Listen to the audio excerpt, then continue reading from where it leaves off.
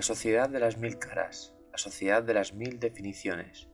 Existen decenas, quizá centenares, de definiciones, adjetivos, conceptos y paradigmas que nos invitan a estudiar la sociedad capitalista actual a través de múltiples ámbitos. Quizá no haya un concepto más inabarcable, más multifactorial que la sociedad, que la realidad social. Por eso hoy vamos a hablar de una dimensión concreta, de un paradigma que propone estudiar la sociedad a través de un concepto, a través del riesgo.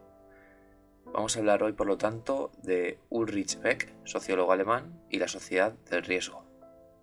Este sociólogo, Ulrich Beck, elaboró el concepto de sociedad del riesgo para describir la fase actual de la sociedad, es decir, la fase de la sociedad que entra en el siglo XXI, donde los riesgos, tanto en el campo político, social, cultural, económico y sobre todo industrial y tecnológico, tienden a ser de carácter cada vez más global y a su vez se escapan del control y la gestión que deberían propiciar las instituciones modernas sobre ellos. Está ligado a otros estudios que hablan del paso de la modernidad a la posmodernidad. Para Beck, los riesgos de la sociedad actual tienen ciertas características que los diferencian de los contextos de inseguridad de otras épocas. Es decir, la época actual es una época especial porque ofrece un riesgo que nunca antes se había experimentado. Esto mismo nos conduce a que la población tenga un miedo y una incertidumbre de carácter generalizado. Y Beck nos habla de que hay ciertos factores globales que corroboran que el riesgo se ha vuelto por primera vez en la historia una dimensión mundial. El primer ámbito que Beck destaca de esta época del riesgo, es que la sociedad se enfrenta a unos retos, a unos riesgos, a unas amenazas de carácter global e irreversible por primera vez, por lo menos a corto plazo, irreversibles por lo menos a corto plazo. Por ejemplo, una guerra nuclear o una catástrofe nuclear, un cambio climático, una degradación medioambiental paulatina, una contaminación generalizada de aguas, suelos. Son problemáticas que se pueden enfrentar, se pueden intentar hacer medidas para paliarlas, para frenarlas, pero son problemáticas que muy difícilmente van a dejar de existir de un día para otro. Son problemáticas irreversibles a corto plazo. En segundo lugar, el alemán nos habla de una especie de mercado económico del riesgo. Es decir, para Beck, vivimos en una sociedad donde los más débiles, los que menos recursos poseen, siempre van a tener más riesgos de sufrir las consecuencias negativas de los acontecimientos globales. Por ejemplo, la pandemia del COVID-19 es un claro ejemplo de lo que estamos describiendo. Afectó mucho más a los países pobres y dentro de los países a la población más vulnerable, más pobre, con rentas más bajas, en muchos aspectos, sobre todo, por ejemplo, en el confinamiento, etc. Por otra parte, además, Beck apunta que hay otros grupos, los grupos de poder, los grupos que están situados en la pirámide social en las partes más altas.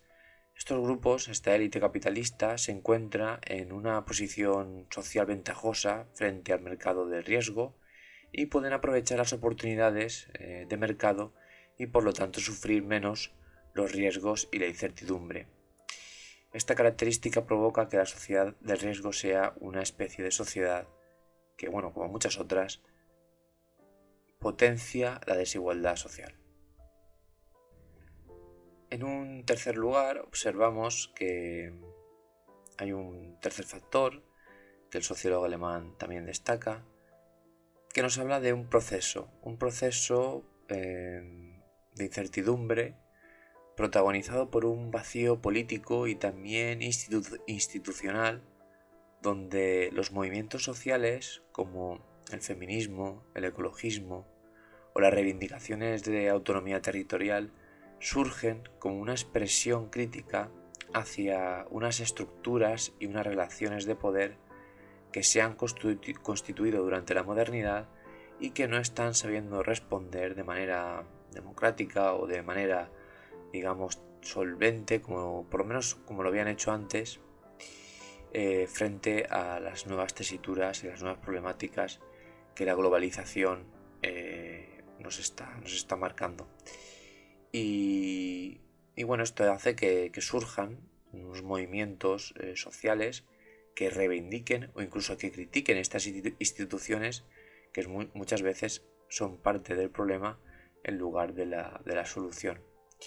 En cuarto lugar encontramos también hay que destacar que para Beck existen unos cambios que la ciudadanía ha sufrido en la esfera del trabajo.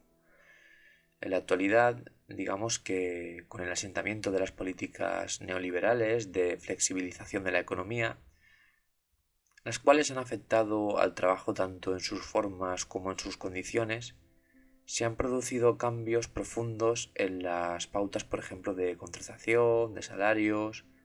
Digamos que la precariedad ha empezado a asolar sobre todo desde 2008 hacia la actualidad, la clase trabajadora de todo el mundo, incluidos evidentemente también los países desarrollados. En este proceso se ve reflejada una flexibilidad laboral plasmada, por ejemplo, en el aumento de contratos temporales o a tiempo parcial, los cuales se han roto con la preponderancia de los contratos fijos en el mercado de trabajo, sobre todo en los países occidentales. Recordemos que Beck es alemán y habla desde una perspectiva europea, y esto ha generado un mercado laboral más heterogéneo y ha provocado un aumento de la inestabilidad laboral.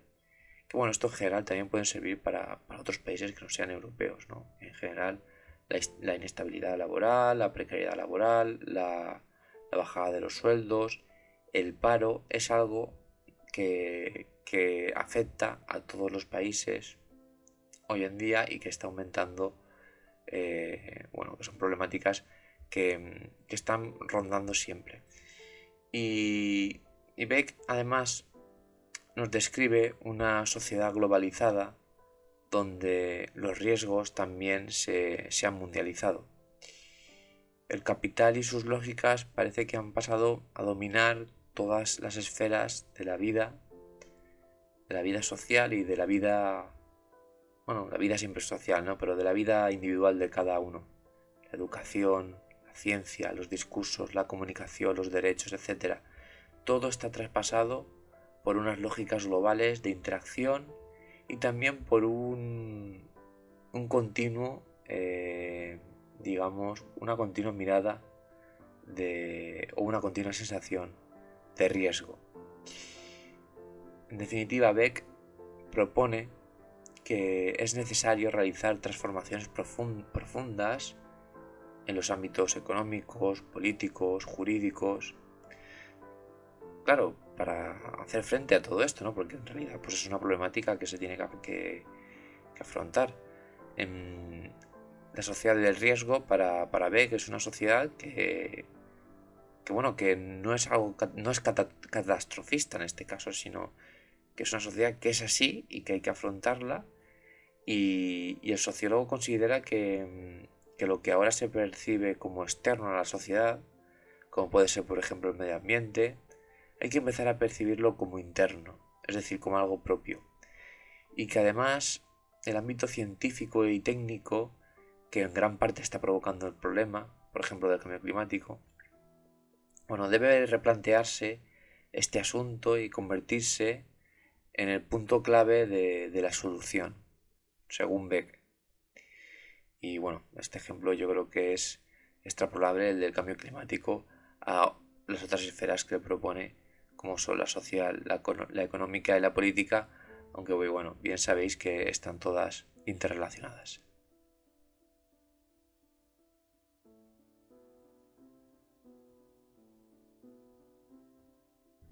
Si hablamos de riesgos, seguro que os viene a la cabeza la pandemia del COVID-19 que vivimos todos hace unos años y que, bueno, en realidad aún continúa de manera diferente, ¿no? Es algo que ha llegado para quedarse.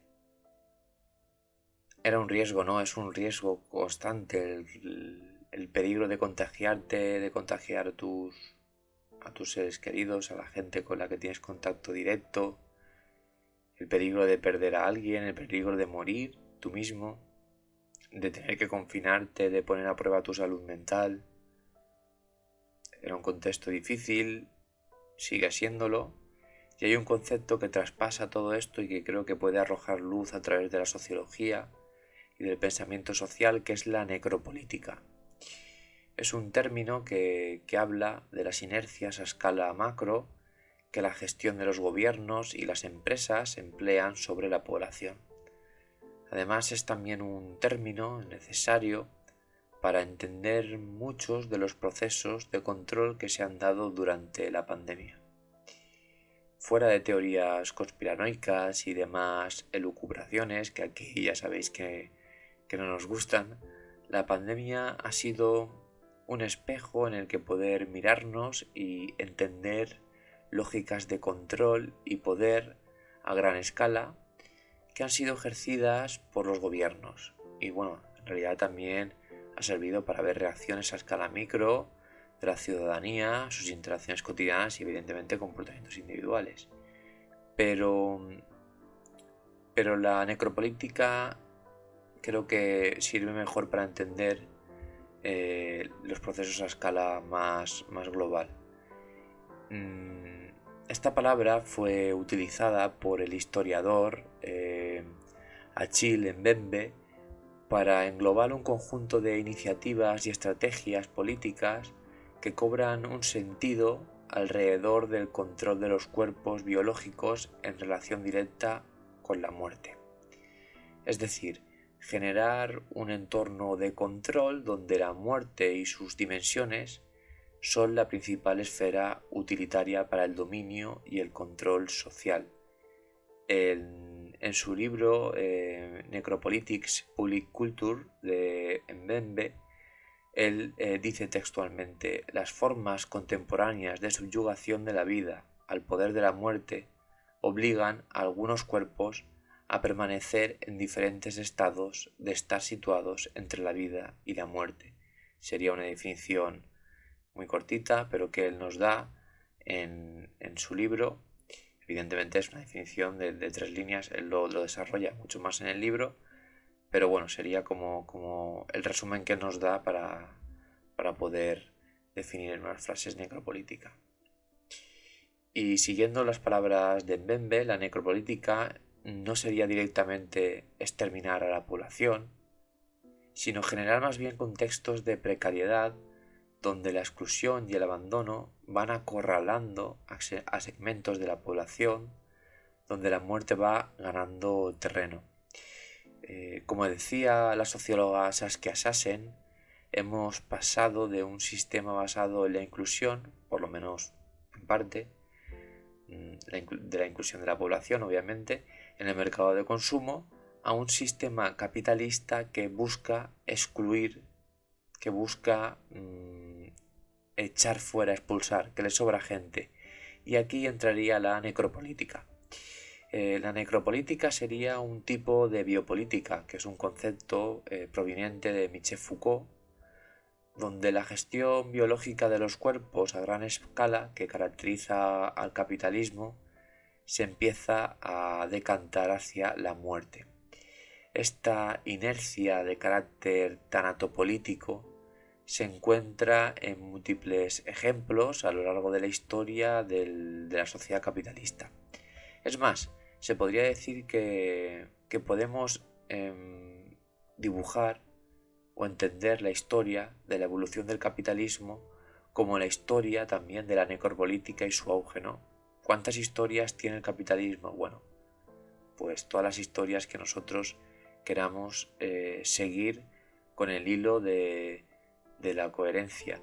Y en este caso, dependiendo de los conceptos que utilicemos y la subjetividad que esté detrás de nuestro prisma, podremos trazar dibujos históricos diversos de las mismas épocas.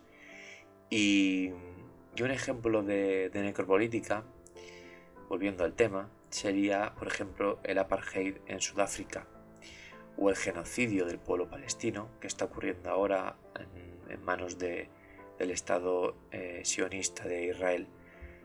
Bueno, también pueden haber otros múltiples ejemplos como las hambrunas en Asia o en África, el propio holocausto perpetuado por los nazis hacia la población judía, o otras etnias como la gitana u otros colectivos como las personas LGTB o directamente disidentes políticos.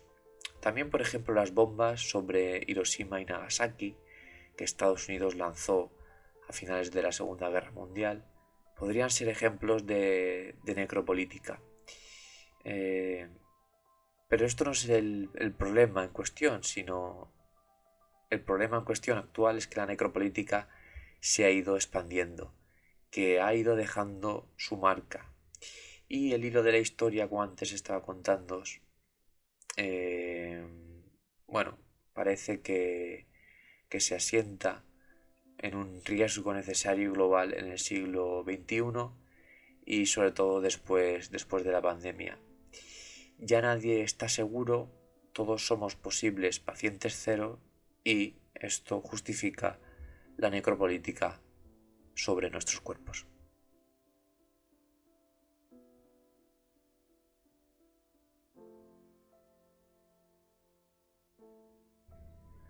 Un riesgo globalizado, un miedo globalizado y unas políticas mundializadas sobre esta tesitura.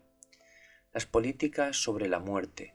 En su libro Disforia Mundi, Paul B. Preciado nos recuerda que la historia de la necropolítica tiene su origen en las industrias cárnicas, donde el modelo productivo de optimización de la muerte de animales para obtener pedazos de carne es adoptado por Ford para fabricar coches. Estas mismas lógicas impregnarán todas las dimensiones de la vida social. También serán una inspiración para la matanza sistemática de personas en el Holocausto, como el sociólogo Zygmunt Bauman nos contará en su obra cumbre, Modernidad y Holocausto. Volviendo a Preciado, cabe destacar su noción de necrobiopolítica, un concepto que mejora el de necropolítica, lo actualiza para entender mejor la sociedad actual.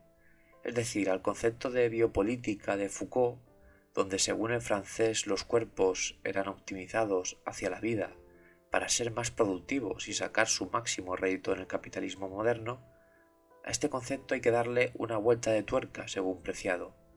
Citando su libro Disforia Mundi en la página 117, Preciado nos dice: tras el capitalismo petrosexo-racial y sus contemporáneas formas mutantes, el tecnopatriarcado racial, el capitalismo farmacopornográfico y cibernético, no hay tecnología de poder biopolítica que no funcione al mismo tiempo como tecnología de muerte. Por eso ya no hablaremos de biopolítica, sino de necrobiopolítica. Paul B. Preciado, Disforia Mundi, 2022, página 117. El final de este texto nos presenta una dualidad, algo que Preciado sin duda odia, pero que es posible que nos sea útil para poder entender a lo que nos enfrentamos hoy en día. La vida frente a la muerte, la política de la vida frente a la política de la muerte. Y creo que es fácil de entender. Todos preferimos la vida, aunque el capitalismo se empeñe en empujarnos hacia la muerte.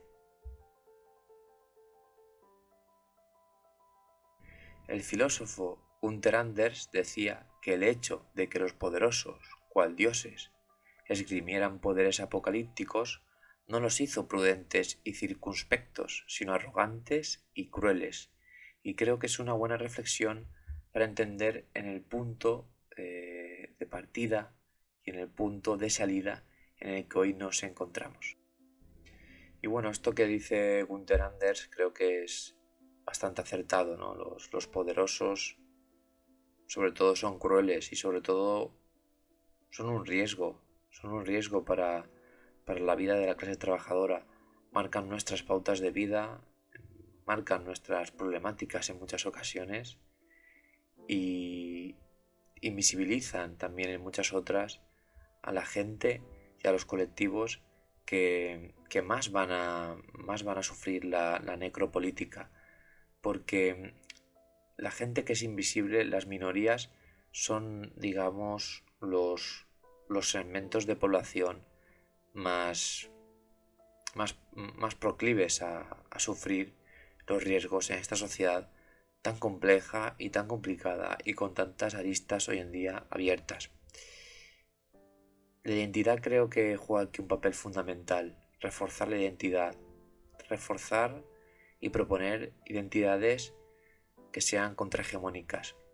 La identidad, vista desde las ciencias sociales, es un constructo social.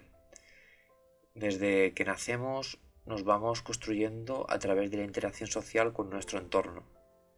Creo que estaréis bastante de acuerdo conmigo en esta definición así un poco rápida. La identidad, vista desde esta manera, es algo positivo en un primer pensamiento. Es nuestra forma de ser, de sentir, de querer, de relacionarnos.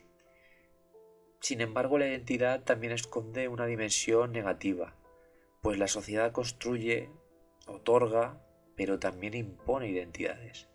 Y por eso mismo resulta fundamental arrojar luz frente a las identidades estigmatizadas, las identidades ocultadas y las identidades que son catalogadas como fuera de lo normal, como parias, como enemigos de la normalidad. Yo personalmente me declaro enemigo de la normalidad. ¿Y por qué? Porque es posible que no haya un poder más hegemónico y cruel que el poder de la normalización. Pues cuando damos como natural, cuando damos por sentado algo es, que algo ha sido y debe ser así, empujamos a las y les que no son, ni han sido ni serán nunca así, hacia la invisibilización. Y claro, la invisibilización es la antesala de la violencia más atroz, pues es muy fácil ser violento con el diferente, pero aún más es serlo con esa persona que vive en una sociedad en la cual no tiene una identidad reconocida. Seguramente el reconocimiento moral, ético, de una sociedad sobre una identidad, ya sea sexual, étnica, religiosa, sea el paso más importante para cambiar las condiciones materiales de la vida de las minorías. Y creo que esto da que reflexionar, ¿no? De cómo la lucha de la clase obrera se tiene que reforzar irremediablemente, porque es algo que está irresoluble, está pegada a ella con pegamento sobre la lucha de las identidades, la lucha LGTB, la lucha antirracista, la lucha por la igualdad en general, y bueno, al fin y al cabo, ya no por la igualdad, sino por la abolición de las clases, intentando ir siempre a la utopía más lejana, pero que nunca debemos de perder. Como decía el poeta Miguel Hernández, vio turbio su mañana y se quedó en su ayer, no quiso ser.